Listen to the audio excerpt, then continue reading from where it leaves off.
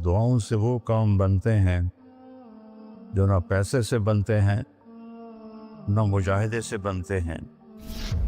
मुझे पता नहीं कि अल्लाह ने ये सारा निज़ाम मेरे साथ क्यों चलाया, कैसे चलाया। तुम वापस आए तो दोनों माइयाँ अरब वाली की थी, सोई पड़ी थी। मैंने कहा अम्मा जी उठो, थोड़ा घर वेख आया, तुम ले जाना। तुम में से एक एकदम वे बेटा तेन वो तेन रब अपने सोने दियां ज़ियारतां कराई रखे। मैंने बेगम से कहा बेगम ये दुआ कबूल हो गई।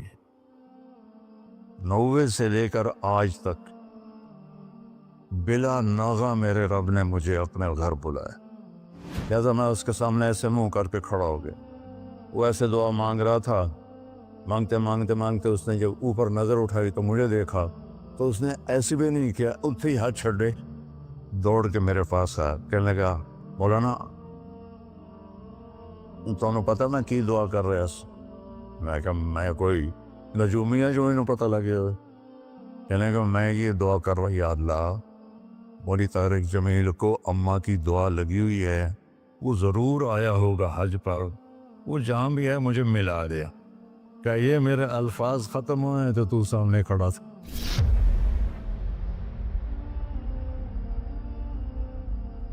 दुआओं से वो काम बनते हैं जो ना पैसे से बनते हैं ना मुजाहिदे से बनते हैं। मुझे पता नहीं कि अल्लाह ने ये सारा निज़ाम मेरे साथ क्यों चलाया, कैसे चलाया। ये एक वाक़या की तरफ मेरा जहन जाता था। सर्दी शदीद थी और रेमंड सुनसान हो रहा था। बाहर बाजार में 2 होटल थे, एक चाय की दुकान थी। तो मैं बरामदे में खड़ा था तो मेरे उस्ताद साहब रहमतुल्लाह अलैह मौलाना अब्दुल रहमान, उन्होंने करवट बदली किया। तो उनके करीब दूसरे उस्ताद लेटे हुए थे, मौली अहमद बटला साहब। कहने के मौलाना क्या हुआ? कहने के सर में बहुत दर्द था। बस ये सुनना था कि मैं ऊपर गैलरी में मेरा बिस्तर था और वो इतनी सख्ती थी गवर्नमेंट में कि ये जो घड़ी बांधना भी वो क्या था, खिलाफ कानून था, और थर्मस रखना भी खिलाफ कानून था। मुजाहिदा ठंडी चाह पियो। तो 2 लड़कों ने थर्मोस चोरी रखा हुआ था, वो मैं एक को मैंने जा उठाया। मैंने बोले थर्मोस किससे? कहता वो पड़ा हुआ है, वो पड़ा। तो मैंने उससे उठाया, बगल में डाला और मैंने बाजार की दौड़ लगा दी। 10 बज रहे थे और 10 बजे सन्नाटा 250-300 का तो मजमा होता था रेमंड। कि या अल्लाह कोई दुकान खुली हो, या अल्लाह कोई दुकान खुली हो। तो मैं नंगे पाँव, दिसंबर का महीना था, मैं नंगे पाँव दौड़ा और मैंने देखा तो वो चाय की दुकान का दरवाज़ा बंद था और रोशनी आ रही थी। मैंने कहा ये लगता खुली हुई है। तो मैंने उसके किवाड़ ऐसे किए तो वो खुल गया। तो आगे वो दुकान वाला, उसका नाम था अनवर मुल्तानी रहमतुल्लाह। ये मैं आपको बता रहा हूँ 73-74 की बात। तो वो बैठा हुआ था। मैंने कहा भाई अनवर चाय बनानी है। कहा भाई मैं तो औरंग भाई मैं तो थका हुआ हूँ, ये दूध पड़ा है खुद ही बना दे।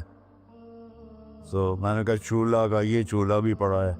तो मैंने वो होते थे हवा भरने वाले चूल्हे, उससे मैंने दूध गर्म किया, पत्ती डाली, चाय बना। चाय की दुकान पे सर दर्द की गोली का क्या काम है?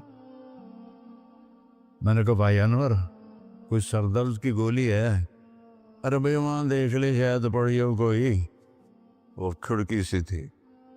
जब मैंने वहाँ देखा तो एक गोली सारी डान होती थी वो वहाँ पड़ी हुई थी और उस पर मिट्टी जमी हुई थी। जब अल्लाह कुछ देना चाहता है میں نے وہ گولی اٹھائی، وہ پھر دوڑ لگائی ننگے پاؤں، اور مولانا رحمہ اللہ فوت ہو گئے، سر پر رضائی لے کے لیٹے ہوئے تھے، تو میں نے ایسے پاؤں دبائے، تو انہوں نے رضائی اٹھا کر، ہاں کیا بات ہے؟ میں نے کہا جی یہ چائے ہے اور یہ سر درد کی گولی ہے، آپ کو درد ہو رہا ہے، نوش فرمائے۔ تو ان کے ہونٹ ہلے، میں نے نہیں سنا، دعا دی انہوں نے مجھے۔ کیا دعا دی؟ وہ خود فرماتے تھے کہ طارق جمیل کی قبولیت میری دعا سے ہے، اور ایک میرے ساتھی تھے مولوی خورشید کی قبولیت میرے ڈنڈوں کی وجہ سے، اس کی پٹائی بہت کی تھی انہوں نے، تو میرے بارے میں فرماتے تھے کہ یہ میری دعا کا اللہ نے اس کو سلا دیا ہے۔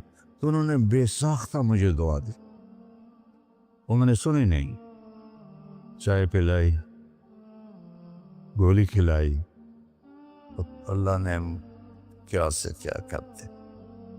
میں اپنی بیگم پھوپھی رحمۃ اللہ علیہ، والدہ رحمۃ اللہ علیہ کے ساتھ حج پہ گیا، ان کو لے کر میں باہر نکلا تو دو بوڑھی عورتیں بیٹھی تھیں۔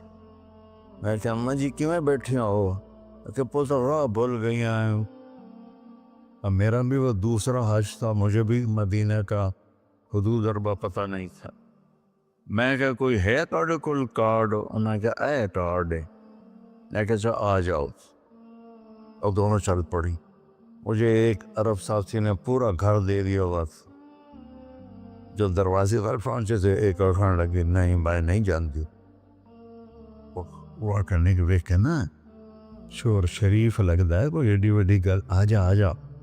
وہ دونوں کو لے کے میں نے اپنی بیگم سے کہا کہ ان کو کھانا کھلاؤ، اور وہ کارڈ لے کر میں اپنے ایک دوست کے پاس گیا، وہ جو جس کا گھر تھا، میں نے کہا اٹھو دکان سے اور یہ پتہ تلاش کروا۔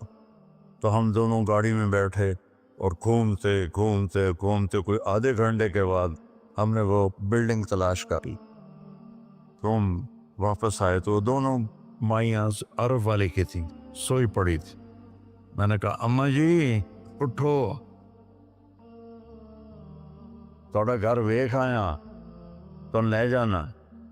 تو ان میں سے ایک دم ہوئے بیٹا تینوں رب اپنے سونے دیا زیارتاں کرائی رکھے۔ میں نے بیگم سے کہا بیگم یہ دعا قبول ہو گئی۔ 90 سے لے کر آج تک بلا ناغہ میرے رب نے مجھے اپنے گھر بلایا۔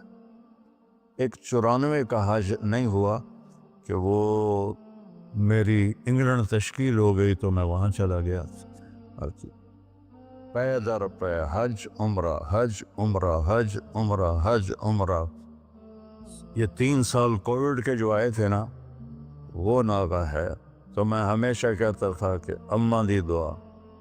اب ایک مزیدار قصہ سنا کے پھر نماز پڑھنی میں طواف کر رہا تھا، تو میری نظر پڑی جواد وسیم پر، وہ مقام ابراہیم پر نفل پڑھ کے نا بیٹھ کے دعا مانگ رہا تھا۔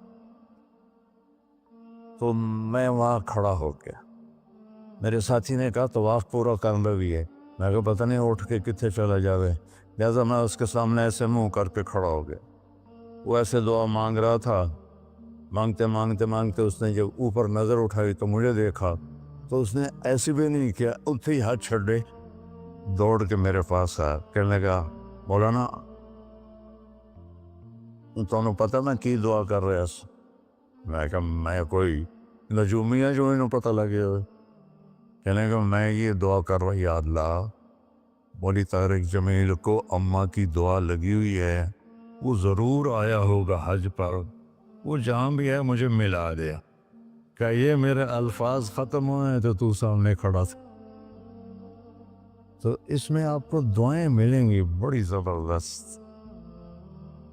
اللہ اپنے فرائض پورے کرو، نماز میں ناغہ نہ ہو، کسی کے لیے دل میں نفرت نہ رکھو، آپس میں اگر صحیح چلنا ہے تو ایک دوسرے کی غیبت نہ کرو، برائی نہ کرو، تو پھر انشاءاللہ نسلوں تک اللہ ہمارا یہ کام چلائے گا۔ میں روزانہ مانگتا ہوں یا اللہ اس کو صدیوں پر لے جا، یہ نہیں کہ میں چلا جاؤں تو کام ختم ہو جائے، یا اللہ اس کو صدیوں پر لے جا، تیرے لیے کیا مشکل۔ تو میں آپ سب کا شکر گزار ہوں، اور یہ جو انہوں نے اتنا خوبصورت انتظام کیا ہے اس پر بھی انتظام والوں کا بڑا شکر گزار ہوں۔ پتہ ہے اس بستی کا نام کیا تھا پرانا؟ ڈل لالا۔ ڈل کہتے ہیں اس کنویں کو جس میں پانی نہ ہو، اس کو ڈل کہتے ہیں۔ تو یہاں پہلے آبادی نہیں تھی۔ 1945 میں ہمارا گاؤں ہے وہ ادھر حسین پراڑی والا، وہ 300-400 سال پرانا گاؤں ہے۔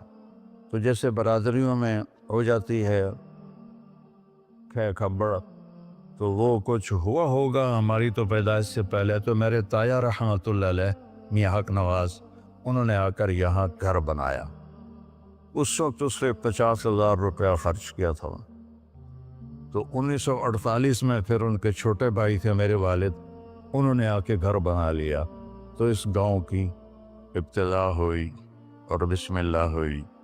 تو اللہ تعالیٰ اسے آباد رکھے، اس چھوٹے سے گاؤں سے اس میں یہ رونقیں لگی رہیں۔ آپ کے تعاون کا، ان مستورات کا، ان بچیوں کا، آپ کا سب کا انتہائی شکر گزار ہوں۔ آپ اپنے اس کو جاری رکھیں۔ میں اجازت چاہتا ہوں کیونکہ مجھے فیصل آباد نکلنا ہے۔ اللہ بہت برکت دے، آپ سب کو قبول فرمائے۔ السلام علیکم۔